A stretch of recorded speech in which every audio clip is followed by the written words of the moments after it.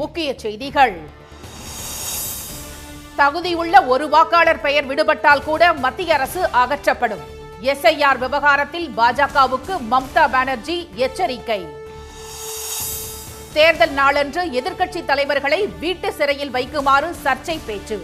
மத்திய அமைச்சர் மீது பீகார் போலீசார் வழக்கு பதிவு. 74% விசா விண்ணப்பங்கள் திடீர் நிராகரிப்பு. கனடா அரசின் நடவடிக்கையால் இந்திய மாணவர்கள் அதிர்ச்சி. ஒரே தண்டவாளத்தில் சென்ற ரயில்கள் மோதிய விபத்தில் 11 பேர் பலி. சிகப்பு சிக்னலை மீறி சென்ற பயணிகள் ரயிலால் விபரீதம். டெல்டா மாவட்டங்களில் சம்பா தாளடி சாகுபடிக்கு போதிய விதை, உரம் கையிருப்பு. 15ஆம் தேதிக்குள் பயிர் காப்பீடு செய்யுமாறு வேளாண் துறை அறிவுறுத்தல்.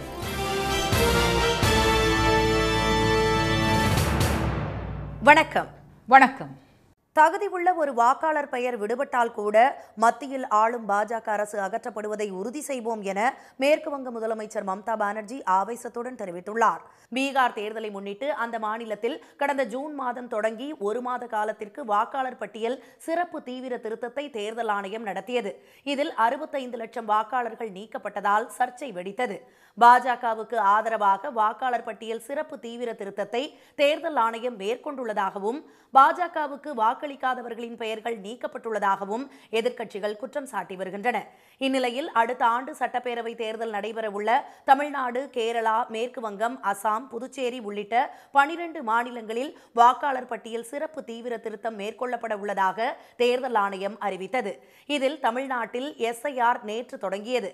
இதனிடையே சிறப்பு தீவிர திருத்தத்தை கண்டித்து மேற்கு வங்க தலைநகர் கொல்கத்தாவின் ரெட் சாலையில் உள்ள அம்பேத்கர் சிலையிலிருந்து ரவீந்திரநாத் தாகூரின் பூர்வீக இல்லம் அமைந்துள்ள ஜொராசங்கோ தாக்கூர் பாரி வரை 3.5 கிலோமீட்டர் தூரத்திற்கு நேற்று பிரம்மாண்ட பேரணி நடைபெற்றது. முதலமைச்சர் செல்வி மம்தா பானர்ஜி தலைமையில் நடைபெற்ற இந்த பேரணியில் அமைதியான முறையில் கண்ணுக்கு தெரியாத வகையில் மோசடி நடைபெறுவதாகவும் இந்த மோசடியில் பாஜகவும் தேர்தல் ஆணையமும் ஈடுபட்டுள்ளதாகவும் குற்றம் சாட்டப்பட்டது.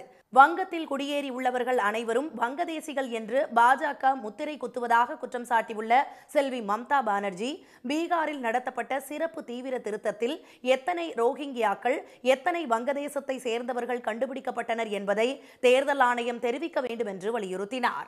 24 साल में आप जो जीता, कौन वोट लेके जीता, कौन वोटर लिस्ट लेके जीता? बीजेपी सरकार। अगर ये लिस्ट झूठा है तो आपका सरकार भी झूठा है। अगर ये लिस्ट झूठा है तो आप लोग का कुर्सी भी झूठा है।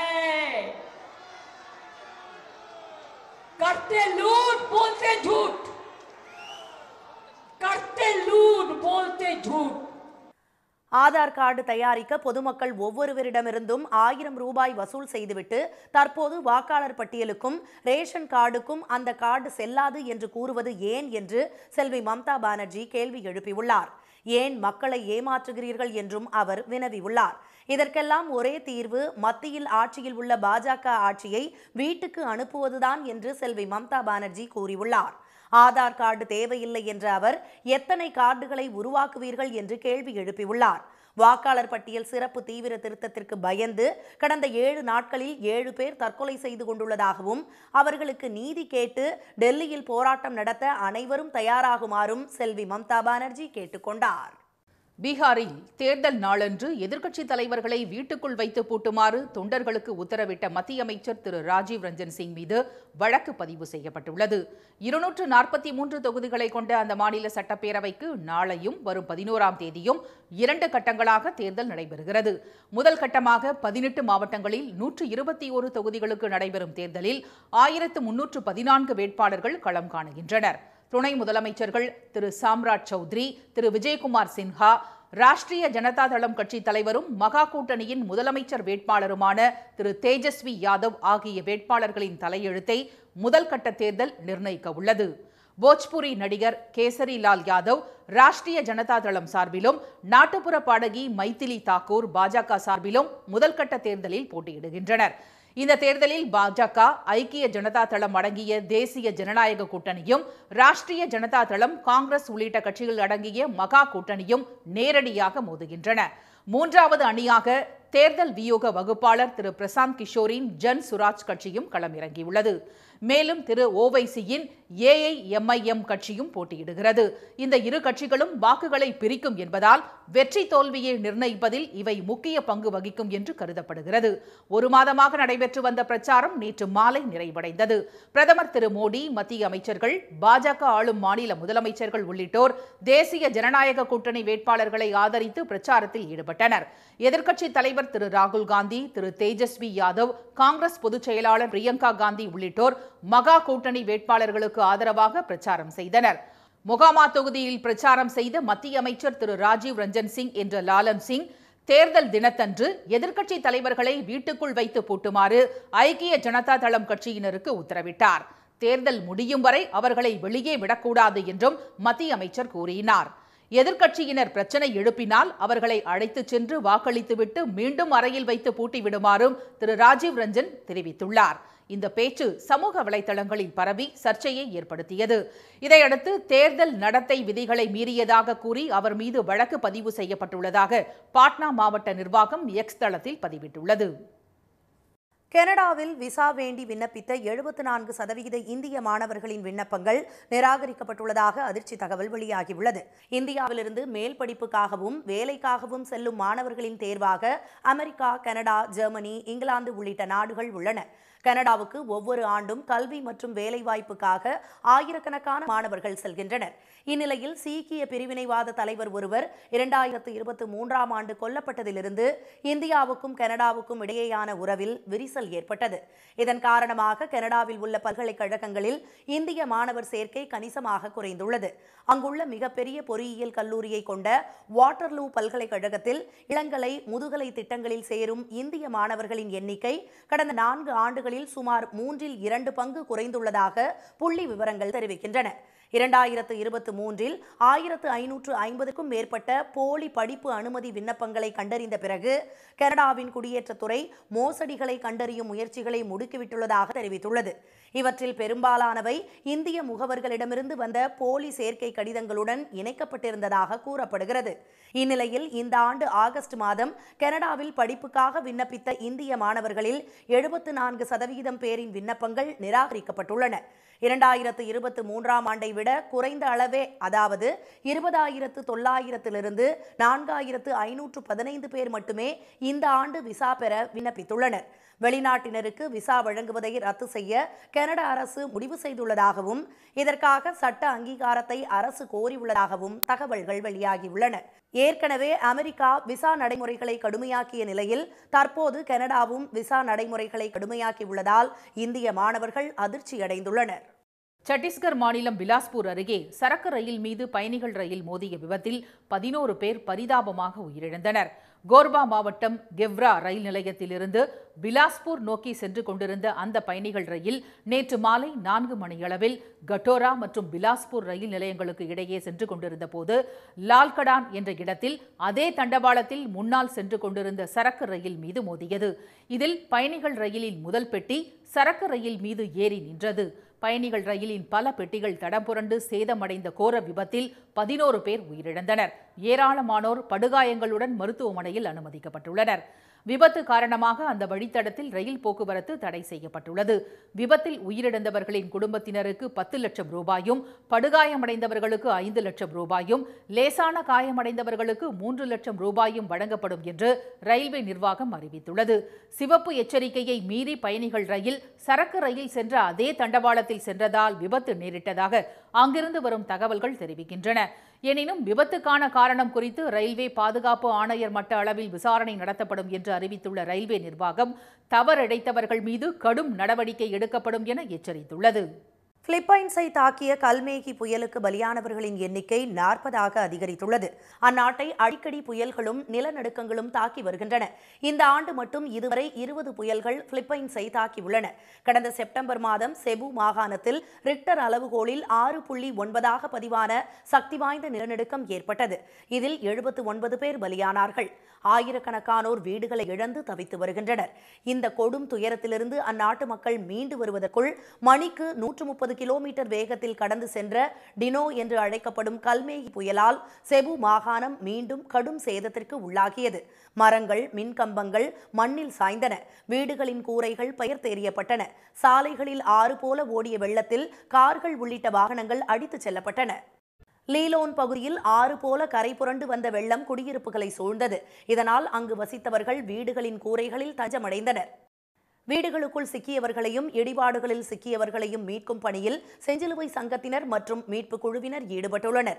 மீட்பு பணியில் ஈடுபட்ட ஹெலிகாப்டர் விபத்தில் சிக்கியதில் 6 பேர் உயிரிழந்தனர். இதையடுத்து கல்மேகு புயலுக்கு பலியானவர்களின் எண்ணிக்கை 40ஆக அதிகரித்துள்ளது. இந்த புயல் தென்சீன கடல் வழியாக மத்திய வியட்நாமை தாக்கக்கூடும் என எச்சரிக்கப்பட்டுள்ளதால் அங்கு முன்னெச்சரிக்கை நடவடிக்கைகள் தீவிரப்படுத்தப்பட்டுள்ளன. அமெரிக்காவில் ஆங்கில மொழி தேர்வில் தோல்வியடைந்ததால் இந்தியர்கள் உட்பட ஆயிரக்கணக்கான லாரி ஓட்டுநர்கள் பணியிலிருந்து அதிரடியாக நீக்கப்பட்டுள்ளனர். அந்த நாட்டில் சரக்கு லாரி போன்ற கனரக வாகனங்களை ஓட்டும் ஓட்டுநர்கள் பொதுமக்களுடன் உரையாடவும், சாலை விதி குறியீடுகளை புரிந்து கொள்ளவும், போக்குவரத்து போலீசாரிடம் பேசவும், பதிவேடுகளை பராமரிக்கவும் ஆங்கிலத்தில் புலமை பெற்றிருக்க வேண்டும் என்பது கட்டாய விதியாகும். இதற்காக ஓட்டுநர்களுக்கு ஆங்கில மொழி தேர்வு நடத்தப்படும். அமெரிக்காவில் சரக்கு லாரி ஓட்டுநர்களில் 90% இந்திய வம்சாவளியைச் சேர்ந்தவர்கள். பஞ்சாப் மற்றும் ஹரியானா மாநிலத்தைச் சேர்ந்தவர்களே அங்கு லாரி ஓட்டுநர்களாக உள்ளனர். இந்நிலையில் அண்மை காலமாக அமெரிக்காவில் லாரி விபத்துக்கள் அதிகரித்து வருவதாக தகவல்கள் வெளியாகியுள்ளன. இதற்கு இந்திய வம்சாவளியைச் சேர்ந்த ஓட்டுநர்களுக்கு ஆங்கில மொழி தெரியாததே காரணம் என குற்றம் சாட்டியுள்ள அமெரிக்க போக்குவரத்து அதிகாரிகள் ஆங்கிலம் கட்டாயம் என்ற விதியை கடுமையாக்கியுள்ளனர். இந்த விதி தற்போது மிக தீவிரமாக அமல்படுத்தப்பட்டு வருகிறது. இந்த கடுமையான நடவடிக்கையின் விளைவாக இந்த ஆண்டு மட்டும் இதுவரை சாலையோர ஆங்கில மொழி தேர்வில் தோல்வியடைந்த 7200க்கும் மேற்பட்ட லாரி ஓட்டுநர்கள் உடனடியாக பணியிலிருந்து வெளியேற்றப்பட்டுள்ளதாக அமெரிக்க போக்குவரத்து துறை தெரிவித்துள்ளது. வேலை இழந்தவர்களில் பெரும்பாலானோர் பஞ்சாப் மற்றும் ஹரியானா மாநிலத்தைச் சேர்ந்தவர்கள் என வட அமெரிக்க பஞ்சாபி டிராக்டர்ஸ் சங்கம் கவலை தெரிவித்துள்ளது. ஆனால் இதுகுறித்து கருத்து தெரிவித்துள்ள அமெரிக்க போக்குவரத்து துறை அமைச்சர் சீன் டஃபி, இந்த விஷயத்தில் எந்த கருணையும் காட்ட முடியாது என்றும் சாலை பாதுகாப்புக்கு ஆங்கில மொழி புலமை அவசியம் என்றும் திட்டவட்டமாக கூறியுள்ளார். தஞ்சை மாவட்டத்தில் சம்பா மற்றும் தாளடி நெல் சாகுபடிக்கு தேவையான விதை நெல் மற்றும் உரங்கள் போதுமான அளவிற்கு இருப்பு உள்ளதாக வேளாண் துறை அதிகாரிகள் தெரிவித்துள்ளனர். தஞ்சை மாவட்டத்தில் நடப்பாண்டு குறுவை சாகுபடியில் 60 ஆண்டுகளில் இல்லாத மகசூல் கிடைத்துள்ளது. இந்நிலையில் சம்பா மற்றும் தாளடி நெல் சாகுபடிக்கான நடவு பணிகள் தீவிரமடைந்துள்ளன. இந்த பருவத்தில் 3,42,000 ஏக்கர் இலக்கு நிர்ணயிக்கப்பட்டுள்ள நிலையில் இதுவரை 2,02,000 ஏக்கர் அளவிற்கு நடவு பணிகள் முடிந்துள்ளதாக அம்மாவட்ட வேளாண் இணை இயக்குனர் திருமதி வித்யா தெரிவித்துள்ளார். யூரியா, டிஏபி, பொட்டாஷ், காம்ப்ளெக்ஸ் எல்லாமே போதுமான அளவு தொடக்க வேளாண்மை மையங்கள்லையும் தனியார் உர விற்பனை நிலையங்கள்லையுமே போதுமான அளவு இருப்பு இருக்குது. நம்ம நவம்பர் 15 கடைசி தேதி. இது பிரீமிய தொகை பார்த்தீங்கன்னா 564 ரூபாய். வருவாய்த்துறையிலிருந்து விதைப்பு செய்ய உள்ளார் அப்படின்னு சொல்லி ஒரு விதைப்பு சான்று கொடுப்பாங்க. அந்த சான்றை வாங்கிக்கிட்டு உடனடியாக விவசாயிகள் பயிர் காப்பீடு செய்யுமாறு நான் கேட்டுக்கொள்கிறேன். இம்மாதம் 15ஆம் தேதிக்குள் பயிர் காப்பீடு செய்து பயன்பெற வேண்டும் என்று திருமதி ஸ்ரீவித்யா விவசாயிகளை கேட்டுக்கொண்டுள்ளார். மனிதர்களுக்கு உள்ள ஆதார் எண் போல விவசாயிகள் தங்கள் நிலத்தின் தகவல்கள் கொண்ட எண்ணை பெற்று மத்திய மாநில அரசுகளின் நலத்திட்டங்களை பெற வேண்டும் என்றும் அவர் வலியுறுத்தினார். திருவாரூர் மாவட்டம் திருத்துறைப்பூண்டியில் விளைநிலங்களை சேதப்படுத்தி வரும் பன்றிகளை கட்டுப்படுத்த விவசாயிகள் கோரிக்கை விடுத்துள்ளனர். திருத்துறைப்பூண்டி அருகே ஆதிரங்கம், கட்டிமேடு, சேகல் உள்ளிட்ட பகுதிகளில் சம்பா மற்றும் தாளடி பணிகளில் விவசாயிகள் ஈடுபட்டு வருகின்றனர். இந்நிலையில் வயலில் உள்ள பயிர்களையும் நேரடி விதைப்பு செய்திருந்த வயல்களை பன்றிகள் சேதப்படுத்தி வருவதாக விவசாயிகள் வேதனை தெரிவித்துள்ளனர். இதனால் விவசாயம் செய்வதே போராட்டமாக மாறிவிட்டதாக அவர்கள் கூறினர். விவசாயம் சார்ந்துதான் இங்க எங்க ஊரே வாழ்ந்துட்டு இருக்கு. இந்த சூழ்நிலையில விவசாயம் பண்ண ஆரம்பிக்கிறது முதலா நாத்து விடுவோம். அந்த நாத்து விடுற காலம் ஆரம்பிச்சு அறுவடை பண்ற வரைக்கும் பன்னிகள் நாசம் தாங்கலை. எங்களுக்கு பன்னிகள் தொந்தரவு அதிகமாகவே இருக்கு. இது சம்பந்தமா நாங்க பல முறை மனு கொடுத்துட்டோம். எல்லா வகையிலையும் போராடி பார்த்துட்டோம். ஆனா எந்த நடவடிக்கையும் இது வரைக்கும் பன்னி குறைஞ்சபாடு இல்லை. ஆனா நாளுக்கு நாள் பன்னிகளோட எண்ணிக்கை தான் அதிகமா இருக்கு. இங்க ஒரு பக்கம் இருந்தாலும் வீட்டுக்கு போனோம்னா அங்க எங்களை கடிக்க முடியாது. வீட்டு சமைச்ச பாத்திரங்களை வீட்டை பூந்து அது சாப்பிட்டு இருக்கு. குழந்தைகளை கடித்து விடுமோ என்ற அச்சத்தால் அவர்களை வெளியே விளையாட அனுப்பாமல் வீட்டுக்குள்ளேயே வைத்துள்ளதாக பொதுமக்கள் தெரிவித்துள்ளனர். உடனடியாக பன்றிகளை நிரந்தரமாக கட்டுப்படுத்த நடவடிக்கை எடுக்க வேண்டும் என்று அவர்கள் கோரிக்கை விடுத்துள்ளனர். ஓசூர் அருகே தனியார் தொழிற்சாலையின் விடுதியின் குளியல் அறைகளில் ரகசிய கேமராக்கள் வைக்கப்பட்டுள்ளதாக கூறி பெண் தொழிலாளர்கள் விடுதி முன்பு நள்ளிரவில் போராட்டத்தில் ஈடுபட்டதால் பரபரப்பு நிலவியது. கெலமங்கலம் அருகே திம்ஜேப்பள்ளி பகுதியில் ஐபோன் உதிரி பாகங்கள் உற்பத்தி செய்யும் நிறுவனம் செயல்பட்டு வருகிறது. இங்கு பணியாற்றி வரும் பெண் தொழிலாளர்கள் தங்குவதற்கு நாகமங்கலத்தில் அடுக்குமாடி விடுதிகள் கட்டப்பட்டுள்ளன. விடுதியில் சுமார் 7000க்கும் மேற்பட்ட பெண்கள் தங்கி வரும் நிலையில் 2 தினங்களுக்கு முன்பு 8வது மாடியில் உள்ள குளியல் அறையில் ரகசிய கேமராக்கள் வைக்கப்பட்டு படம் பிடிக்கப்பட்டதாக கூறப்படுகிறது. ஒடிஷாவை சேர்ந்த பெண் ஒருவர் ரகசிய கேமரா வைத்ததாக கூறி அவர் மீது நடவடிக்கை எடுக்குமாறு வலியுறுத்தி 2000க்கும் மேற்பட்டோர் விடுதி முன்பு நள்ளிரவில் போராட்டத்தில் ஈடுபட்டனர். இதனால் பரபரப்பு நிலவிய நிலையில் சம்பவ இடத்திற்கு விரைந்த ஓசூர் சார் ஆட்சியரும் மாவட்ட காவல் கண்காணிப்பாளரும் போராட்டத்தில் ஈடுபட்ட பெண்களுடன் பேச்சுவார்த்தையில் ஈடுபட்டனர். ஆனால் அது பலனளிக்காத நிலையில் இரவு முழுவதும் போராட்டம் நீடித்தது. இதையடுத்து அந்த பகுதியில் ஏராளமான போலீசார் குவிக்கப்பட்டுள்ளனர். திருவள்ளூர் மாவட்டம் பொன்னேரி அருகே நெல் கொள்முதல் நிலையத்தில் விவசாயிகளின் நெல் மூட்டைகளை தவிர்த்துவிட்டு வியாபாரிகளின் நெல் மூட்டைகளை கொள்முதல் செய்யப்படுவதாக குற்றச்சாட்டு எழுந்துள்ளது. பொன்னேரி சுற்று வட்டாரத்தில் 30,000க்கும் மேற்பட்ட ஏக்கரில் குறுவை மற்றும் சம்பா சாகுபடி செய்யப்பட்டுள்ளது. தற்போது அறுவடை பணிகள் நடைபெற்று வரும் நிலையில் நெடுவரம்பாக்கம் பகுதியில் இயங்கி வரும் நேரடி நெல் கொள்முதல் நிலையத்திற்கு விவசாயிகள் நெல்மணிகளை கொண்டு வருகின்றனர். விவசாயிகளின் 5000 நெல் மூட்டைகள் கொள்முதல் செய்யப்படாமல் ஒரு வாரமாக காத்து கிடக்கும் நிலையில் வியாபாரிகளிடமிருந்து நெல்லை அதிகாரிகள் கொள்முதல் செய்து வருவதாக அவர்கள் குற்றம் சாட்டுகின்றனர். வீரராகவன் என்ற விவசாயியிடம் வேளாண் அதிகாரி ஒருவர் அலட்சியமாக பேசும் ஆடியோவும் வெளியாகியுள்ளது. ஆள் இல்லைன்னு சொல்லி நிறுத்தி விவசாயிகளை திருப்பி அனுப்பிச்சிடுறாங்க. இரவு நேரத்தில் வியாபாரிகளுடைய நெல்லுங்களை மட்டும் கொள்முதல் செய்கிறாங்க.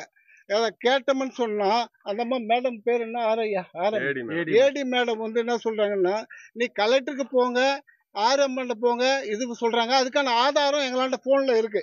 மேடம் வணக்கம். மேடம் வணக்கம். நம்ம நெடும்பாக்கம் டிபிசி இருந்து பேசுறேன் மேடம், சென்ட்ரல்ல இருந்து.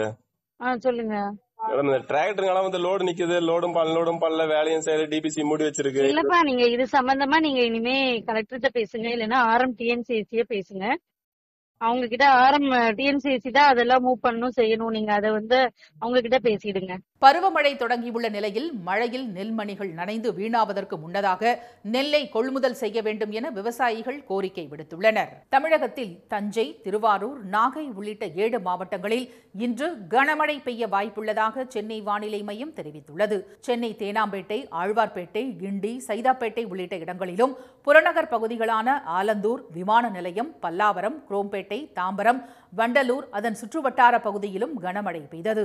திருவாரூர் மற்றும் சுற்றுவட்டார பகுதிகளான புலிவலம், விளமல், கமலாபுரம், மாங்குடி உள்ளிட்ட பகுதிகளில் காற்றுடன் கனமழை பெய்தது. இதனிடையே வங்கக்கடல் மற்றும் அதனை ஒட்டிய மியான்மர் கடலோர பகுதிகளில் வலுப்பெற்றுள்ள ஆழ்ந்த காற்றழுத்த தாழ்வு பகுதியானது இன்று மியான்மர், பங்களாதேஷ் கரையை ஒட்டி நகரக்கூடும் என சென்னை வானிலை மையம் தெரிவித்துள்ளது. மேலும் ஆந்திர கடலோர பகுதிகளுக்கு அப்பால் வங்கக்கடல் பகுதிகளில் ஒரு வளிமண்டல கீழடுக்கு சுழற்சி நிலவுகிறது என்றும் தெரிவிக்கப்பட்டுள்ளது. இதன் காரணமாக தஞ்சை, திருவாரூர், நாகை, மயிலாடுதுறை, புதுக்கோட்டை, அரியலூர், திருச்சி ஆகிய 7 மாவட்டங்கள் மற்றும் காரைக்காலில் இன்று கனமழை பெய்ய வாய்ப்புள்ளதாக வானிலை மையம் கூறியுள்ளது. மீண்டும் முக்கிய செய்திகள். தகுதி உள்ள ஒரு வாக்காளர் பெயர் விடுபட்டால் கூட பாஜக அரசு அகற்றப்படுவதை உறுதி செய்வோம் என மேற்குவங்க முதலமைச்சர் செல்வி மம்தா பானர்ஜி தெரிவித்துள்ளார். பீகாரில் தேர்தல் நாளன்று எதிர்க்கட்சித் தலைவர்களை வீட்டிற்குள் வைத்து பூட்டுமாறு தொண்டர்களுக்கு உத்தரவிட்ட மத்திய அமைச்சர் ராஜீவ் ரஞ்சன் சிங் மீது வழக்கு பதிவு செய்யப்பட்டுள்ளது. கனடாவில் விசா வேண்டி விண்ணப்பித்த 74% இந்திய மாணவர்களின் விண்ணப்பங்கள் நிராகரிக்கப்பட்டுள்ளதாக அதிர்ச்சி தகவல் வெளியாகியுள்ளது. இத்துடன் இந்த செய்திகள் நிறைவடைந்தன. மீண்டும் சன் டிவியில் செய்திகள் மாலை 6 மணிக்கு. செய்திகளை உடனுக்குடன் தெரிந்து கொள்ள QR கோடை ஸ்கேன் செய்து சன் நியூஸ் வாட்ஸ்அப் சேனலில் இணைந்திருங்கள். வணக்கம். வணக்கம்.